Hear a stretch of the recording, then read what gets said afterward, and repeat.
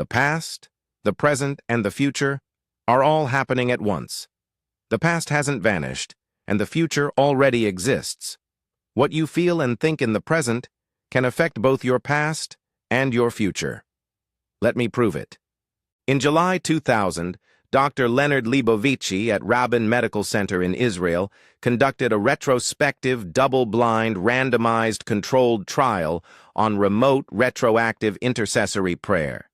He identified 3,393 adult patients who had suffered a bloodstream infection between 1990 and 1996. The patients had already been discharged, or in some cases had died, long before, and their medical outcomes, length of hospital stay, duration of fever, and mortality, were already recorded. Leibovici randomly divided the list of patient names into two groups.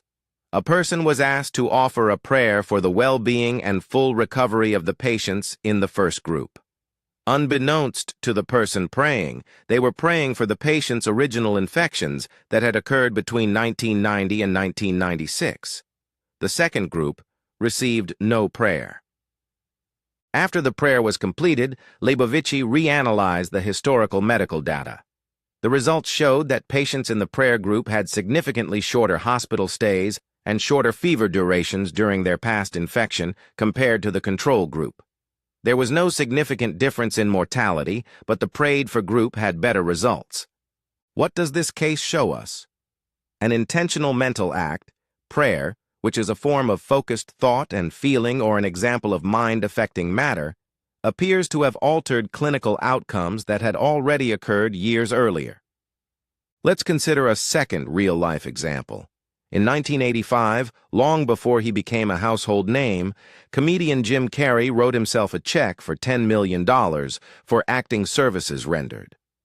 He post-dated the check to 1995 and carried it in his wallet. Every night he drove up to Mulholland Drive, looked out over Los Angeles, and repeated, "I'm a popular actor. Every director wants to work with me." He stayed there until he actually believed he already had the career he wanted. In 1994, 6 months before the check's due date, Carrey was offered the lead role in Dumb and Dumber. His salary for that film was exactly $10 million. By Thanksgiving 1995, he had cashed that check. This suggests that a sustained, felt expectation of a future outcome, not merely hoping but repeatedly feeling it as already real, can influence its occurrence. The future was not something that simply happened to him. His present mental state contributed to its arrival. This shows that you are powerful enough to influence matter. You are mindful matter. You are energy with consciousness, because energy and matter are one. You are fundamentally energy, because you are made of atoms, and atoms are composed of bound, vibrating energy fields. I have actually covered this topic in my video titled Vibration, Frequency, Resonance, so you can check it out to learn more. Let's go back to what I was saying. You are energy with consciousness. You are consciousness using a body that exists in a dimension where everything is happening at once, the past, the present, and the future. According to quantum mechanics, a particle, which is what makes matter, cannot appear in reality until it is observed. Before observation, it exists as a wave of potential, nothing and everything at the same time. Observation collapses that wave into a physical event. You have to observe it for it to manifest in your life. In this case, be conscious of it, because at the fundamental level, you are consciousness using a body, as Joe Dispenza states in Breaking the Habit of Being Yourself. In other words, mind affects matter. Mind, in this case, being your consciousness. So, is it fair to say that the life you are living right now is both an outcome of your past and even your future? Because your future, when it actually happens, will be your present, and what you do in the present affects your future and past.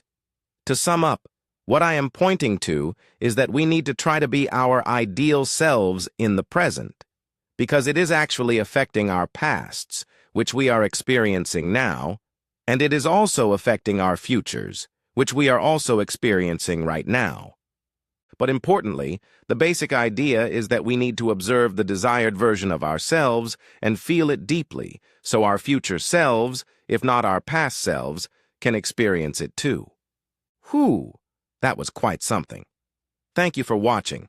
I was actually reading the first chapter of Joe Dispenza's Breaking the Habit of Being Yourself when this idea came to mind. You can share your thoughts in the comment section and subscribe to my channel too.